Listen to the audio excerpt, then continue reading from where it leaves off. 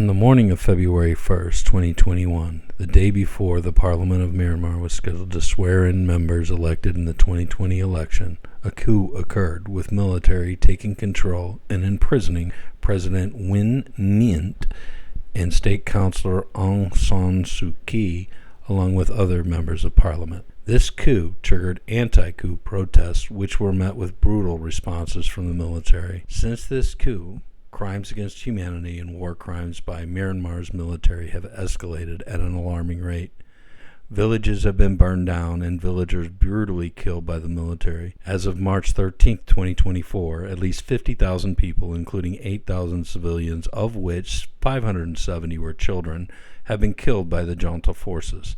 An additional 26,000 have been arrested and imprisoned. The harass, the violence, the riots, and most of the peoples were no rights, no properties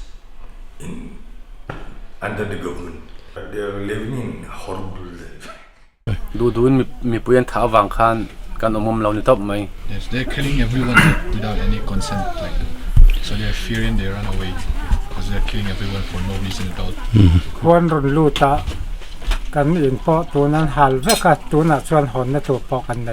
Yeah, the soldier came inside their town and burned down their village, burned down their homes, and have no place to live. So they're scared and they run away here. It's estimated that there are over 79,000 refugees from Myanmar living in India. Over 50,000 civilians have fled across the border from Myanmar's Chin State and Sagaing region into India's northeast. In the town of Zokhatar, the India-Myanmar border is separated by the river Tile. It is considered an open border with people passing freely between countries using a walk bridge. Just outside of town on the India side is a camp of 95 families that have fled when the junta military attacked and burned their village to the ground.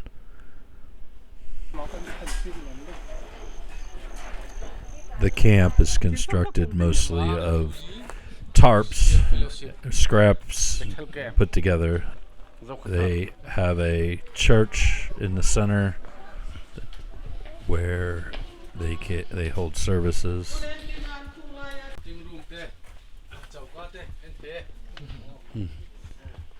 The rooms, each family has a small room. It's mostly covered in tarps, some wood. Very small living quarters. Anything that they've been able to collect over time.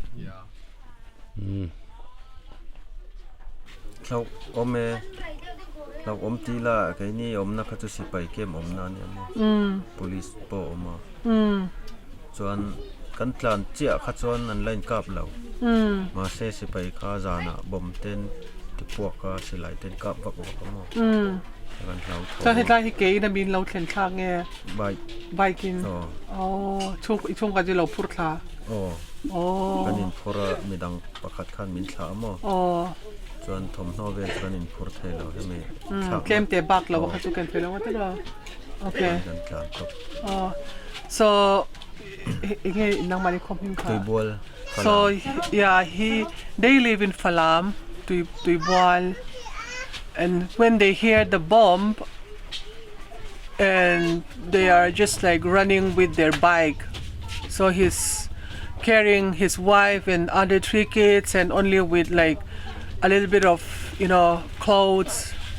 So they came all the way from Falam to here with bike. They rush with bike, yeah.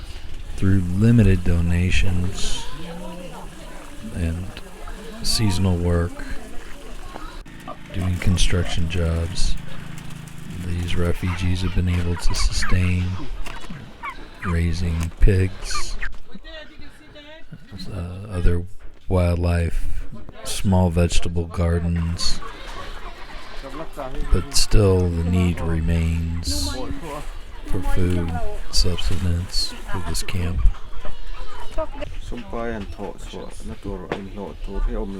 Bufai, dal, Food is their Alu. main problem because there's nothing to earn money now.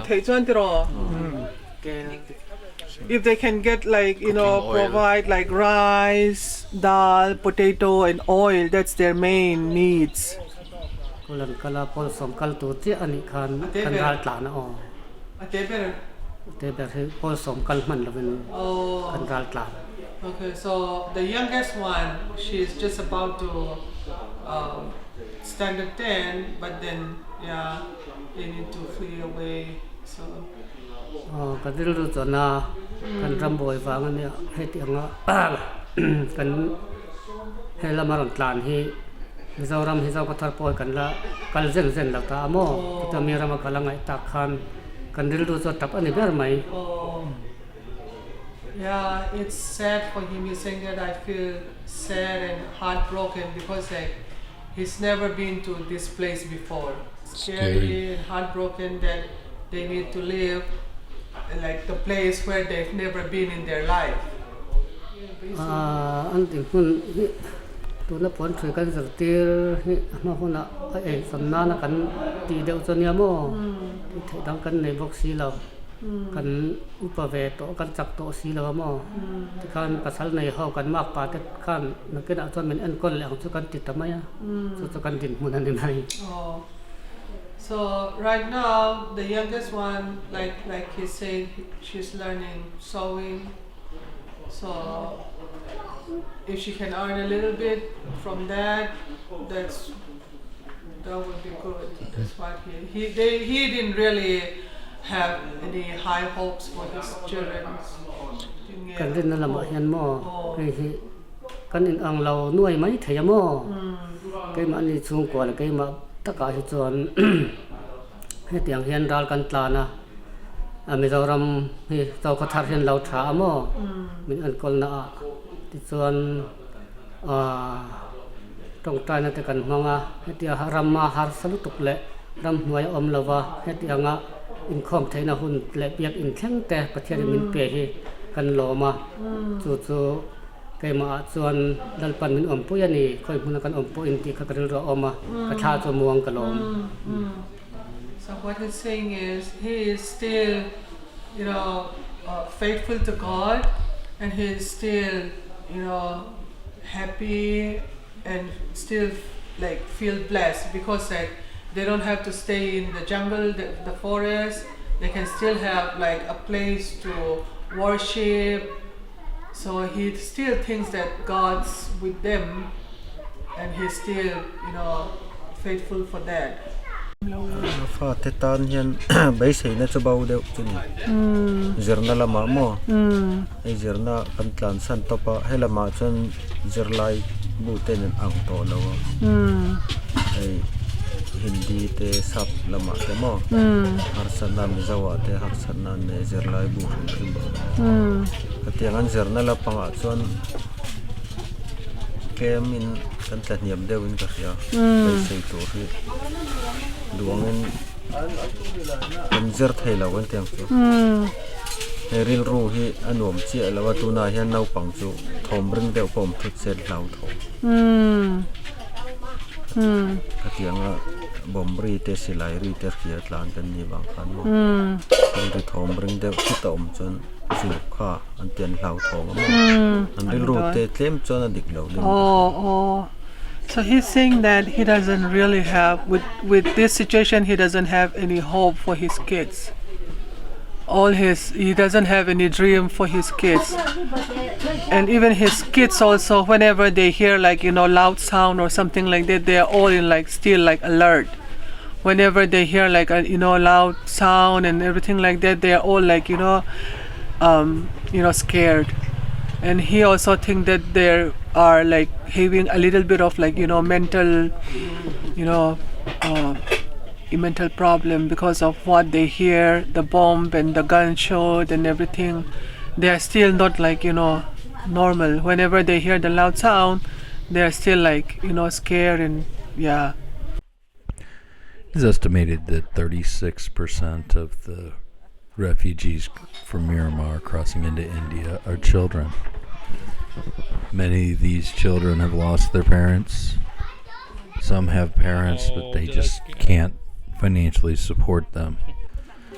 They're in orphanages, or in the camps. Pastor Vaughn runs an orphanage in the town of Sengao. Most of the children, much like himself, have fled from the village of Tangkao in Myanmar, which was destroyed by the military. Sports? Football. Yeah, I am Pastor Van. I am working here currently. This ministry is under DABC. DABC means Tan Tlang Association of Baptist Churches. So Tan Tlang, as we know that, Tan Tlang was completely destroyed by the military of Myanmar's coup. So we could stand in there, seeing that we move to different places from Tan Tlang who are staying in Tan Tlang.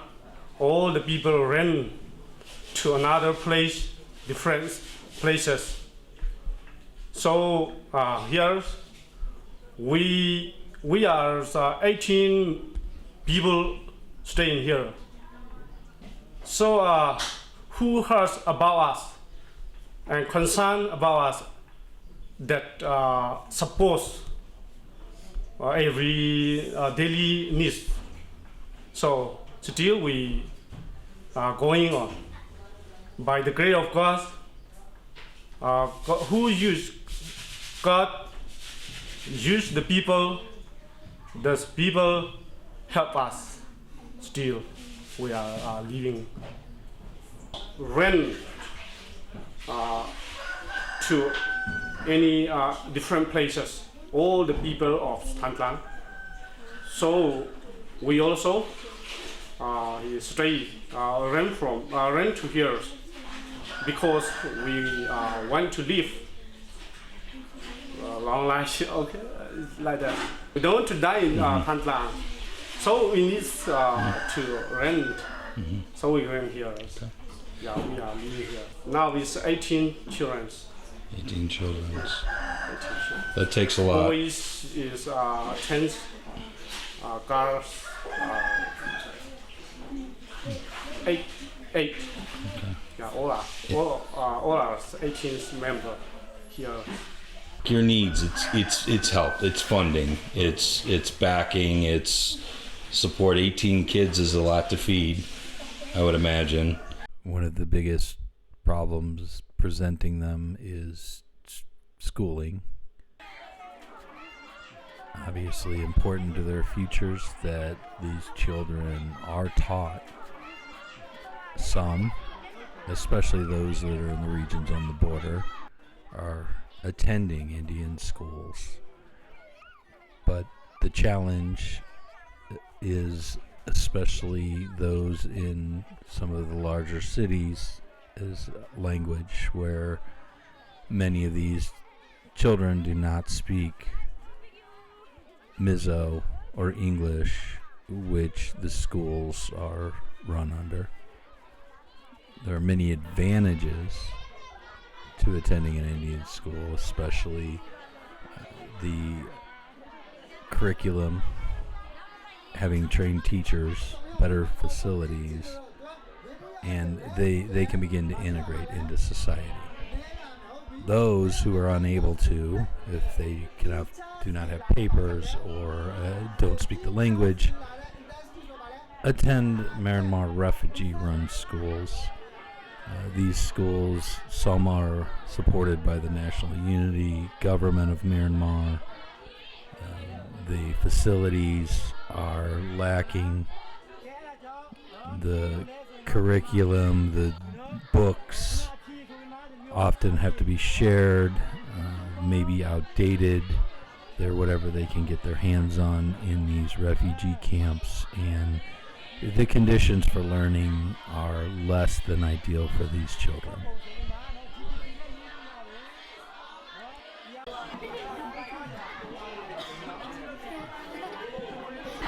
251 students and 21 staffs. Okay, they want to go back home. They want to go back home, of course, but they can't right now. Yes. Somehow they are happy to stay here. This is a place where it's a safety for a student. But of course, they miss their hometown, and sometimes they want to go home. In here, only just we stay under the rule of regulation of India, and so as we like, some part we cannot stay as we like.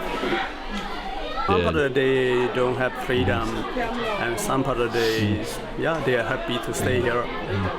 From 2021, I took CDM and I came to this Mizoram. I have been taking refugee in Mizoram. Crucially facing the place which is not our Burmese NGO belong, but this is we just rented the place. Then we may not able to guarantee how many years will be there. So if we get the play to be the secure, it will be good for us. And we also here the service for as a volunteer, and without paying the salary from the parent, only volunteer. So this is the full time for us. So that if sir you consider for us like salary or something for us the teacher, it will be good for us. Because of they cannot pay for monthly fee. Only just we collect a small amount of money. We don't have any sponsor from a foreigner and from any NGO. We need money, we need salary only just for surviving. And so we cannot suffer day by day, month by month, year by year. And also because of that, we don't have a good teacher. We want to focus more for the children education. But in here, those who are getting a good clarification, they don't want to work here because of this salary. Now we are running a school. That means we are fighting for Myanmar. Through running this school. As a teacher, we have strong desire to build for education, the future education. So that's why just we are building this school. But because of the financial problem, we cannot build as we like. See, only just we build like a bamboo construction.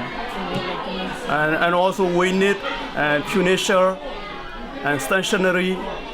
Even when we have exam, we cannot provide. We don't have a printer, computer. If we have financial sponsor, and everything will be okay.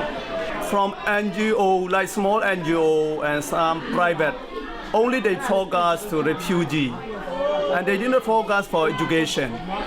Just they neglect the future of the children. We start from KG to grade 12.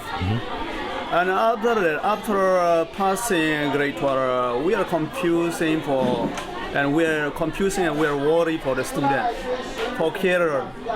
And so what they are going to be, that's one of the most important. And so only just we know that only Burmese. And when we came to India, we suffered a lot for English. We don't have a good English, so learning a good English, we need a good teacher, those who can speak in English. And the same thing, only just we are suffer for English. We are labor for computer. And if they cannot speak in English and if they cannot hold in computer, what will be the student future? So that's all. Thank you so much.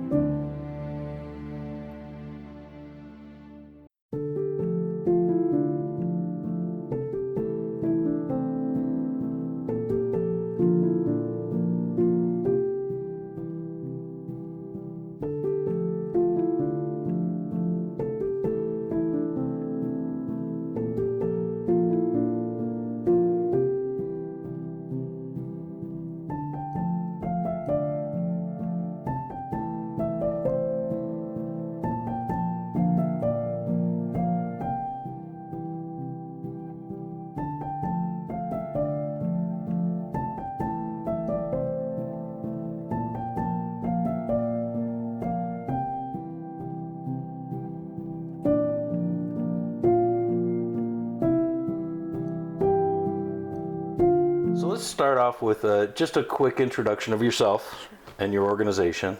Okay, my name is Lucy Moya.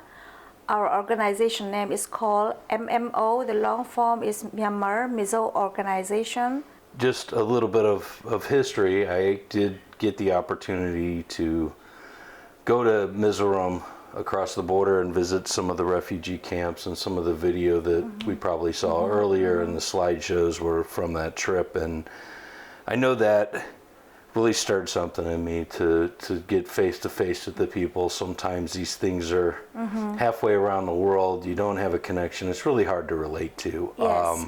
But seeing it in real life is tough. That's where my passion for this comes in. Can you maybe tell me where your passion lies in this?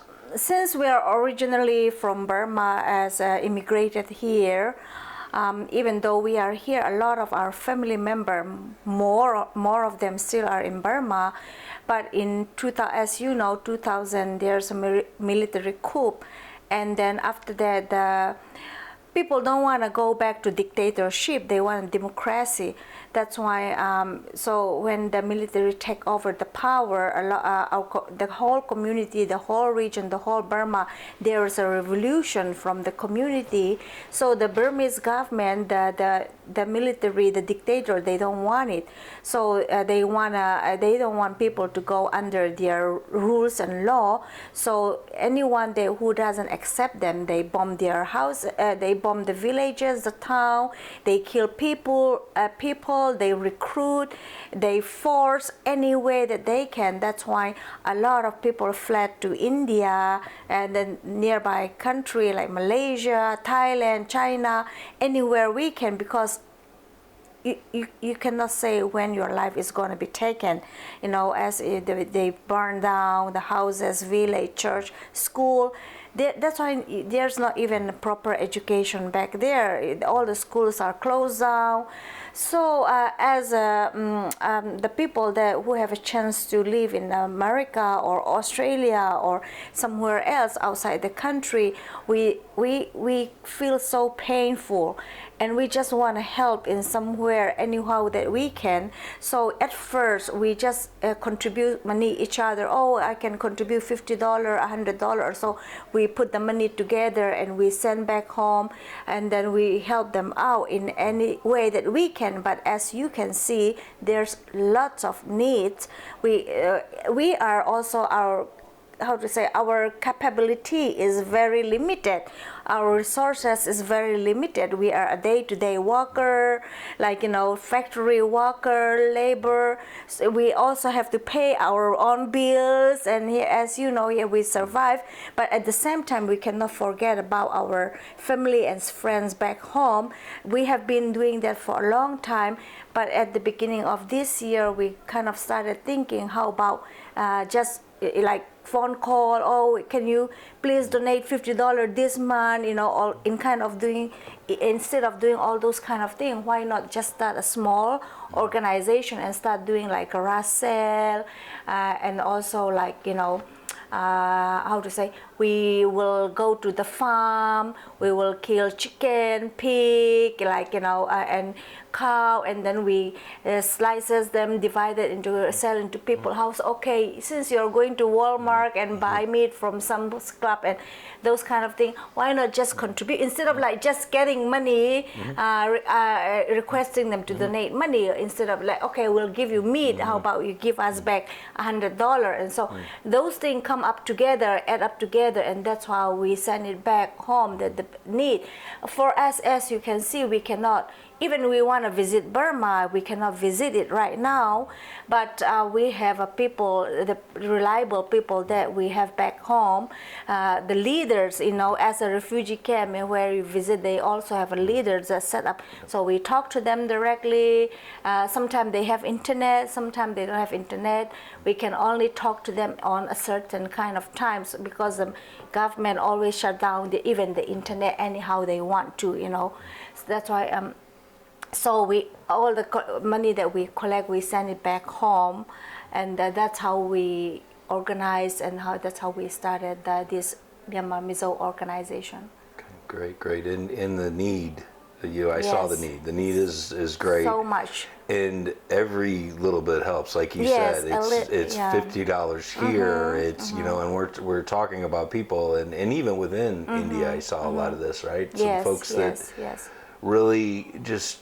If I look at it as growing up in America and being here, It's unbelievable. the people that were donating on the surface, I would have thought I needed to donate to them, right? They're really Yes, sacrificing, and that's how important it is. I saw some of these refugee camps where you know they're breaking rocks and big bags, you know, 75 pounds and getting 100 rupees, which is about $1.10. So $50.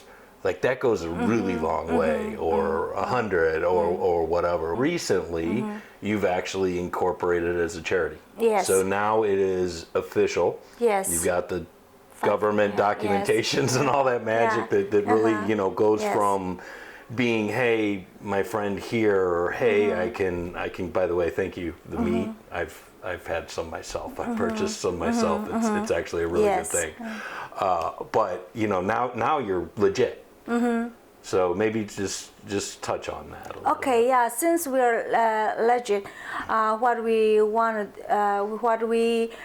would like to request to any organizations or any company or anyone who is willing to help and wanting to help us.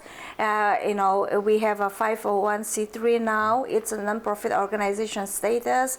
You can we can also give you our information later on. And then the things that we are doing is that a lot of because it has been ongoing for a long time, like it's not like just happen and be back to normal again. It's been like, it's 5 years.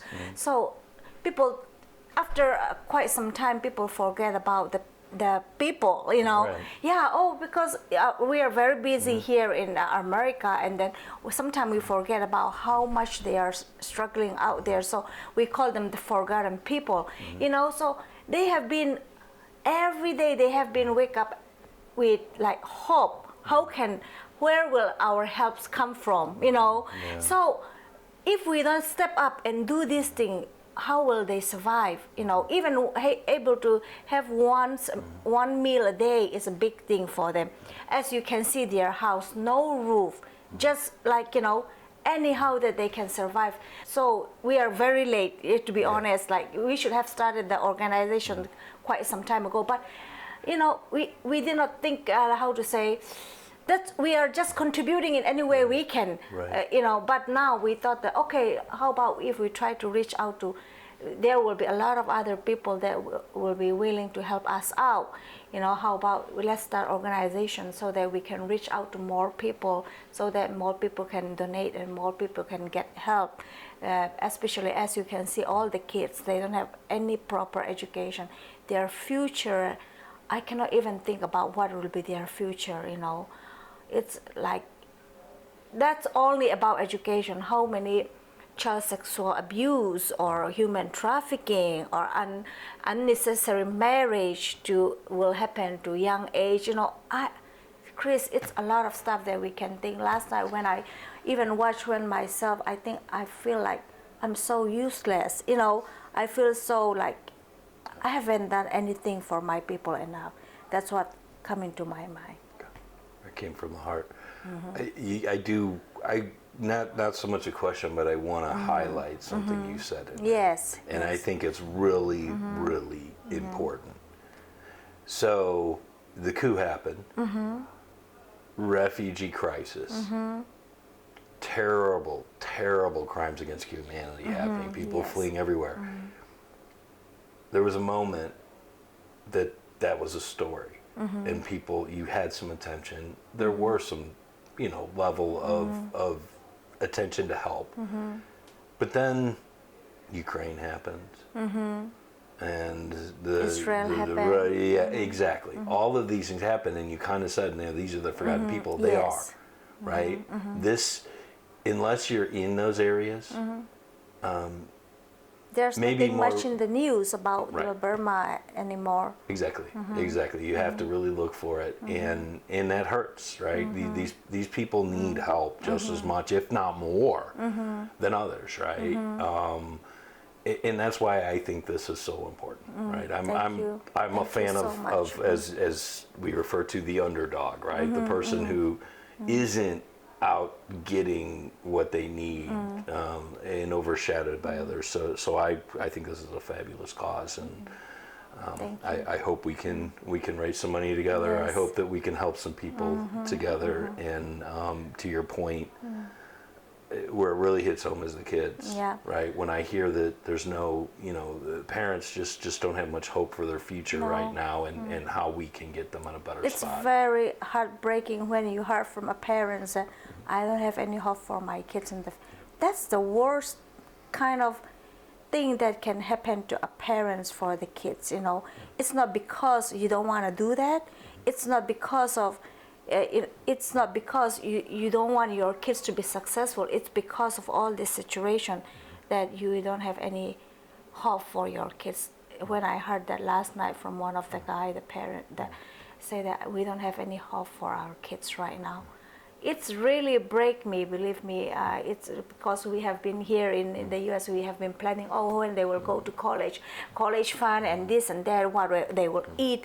And sometimes I even tell my kids, like, you see their food, right? What they ate. It's not just that, even mental. Like one of the guys say that my kids, even when they hear a little bit of loud sound, they already like startle.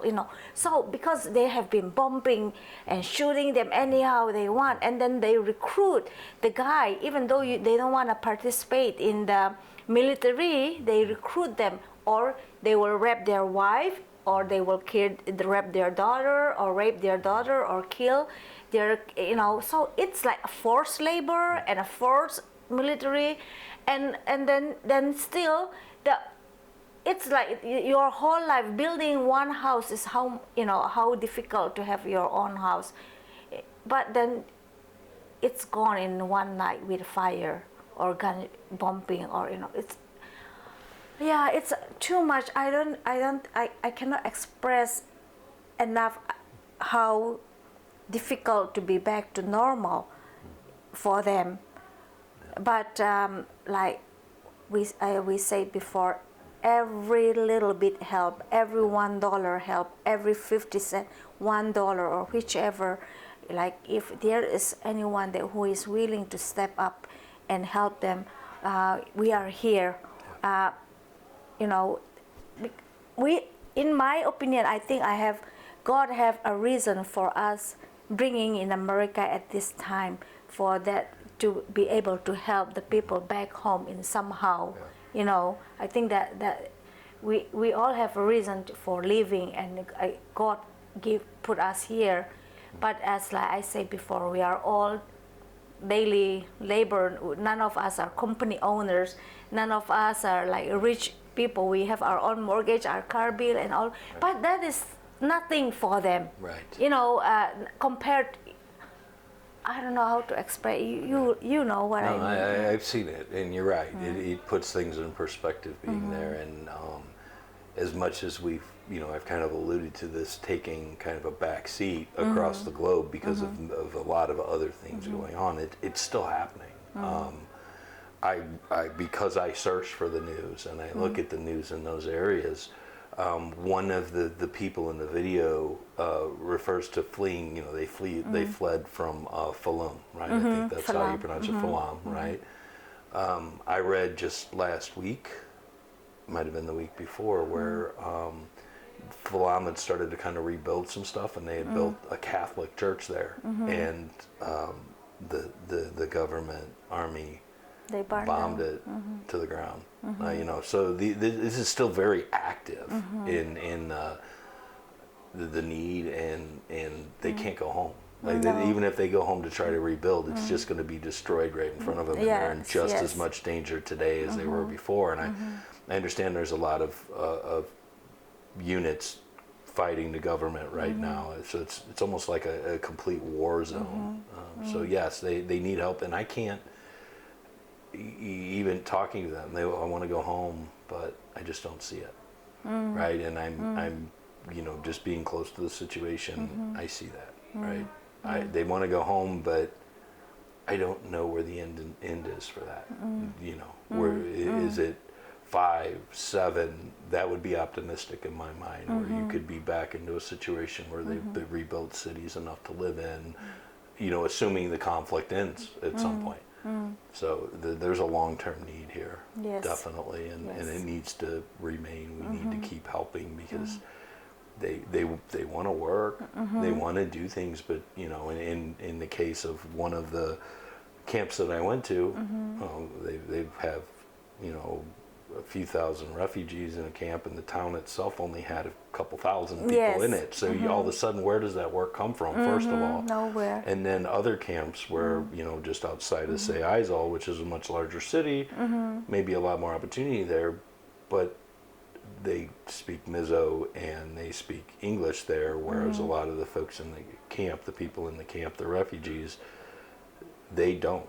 And so getting work is hard enough, but to get work when you can't communicate is very much impossible, and they want to. These are not people that want handouts. They were living their life. They just had day-to-day survival. They were making, they had a life. They were working towards these things. Their kids were in schools. They had education. They had houses. They might have been farmers. They might have been teachers. They might have been, whatever you need in a town. They had those jobs, those things, and they were hard workers. And now it's gone. It's gone. They can't do it. Nothing. So it's unbelievable. No. Any final thoughts? No, Chris, believe me, we really, really appreciate you for doing this. As you know, our English is very limited. Our access to the bigger picture is very limited. We hope that with your help, we will be able to reach out to more people. And then from reaching out to more people, then also reaching out back more, be able to help more people back home. That's our main focus in our side. We are also doing this whole year. We already have a plan. We will do food market. We will do charity concert. We will do more garage sale. All those kind of things. Yes, we will do. But we are trying to get money from the same people again and again. And I kind of go back to these are not people that are wealthy and well-to-do. These are people at month-to-month bills. This is our neighbors here. This is the neighbors. In fact, it's probably worse because a lot of the background has come from similar situations where you're starting from scratch in a new country. You don't have the roots. You don't have the advantages. So. You're talking, like you said, laborers, factory workers, farmers, and so reaching out and branching out is necessary. We need more help. We need more people to help that. I've seen it firsthand. I hope that we can stress that enough that other people start to realize how much help is really needed here. And we need this fight for the underdogs. We need help here because they are the forgotten people. They're overshadowed right now. Anyway, I appreciate your time. Thank you. Thank you so much, and I hope we can do some good things together. Yes, thank you. And thank you anybody so much. that's watching, I hope it drives you to give a few dollars. We talked about it. 100 rupees is about $1.50. They're not even getting that every day. So every bit that we can do to help, it's going to help this. So anyway, thank you so much. Thank you.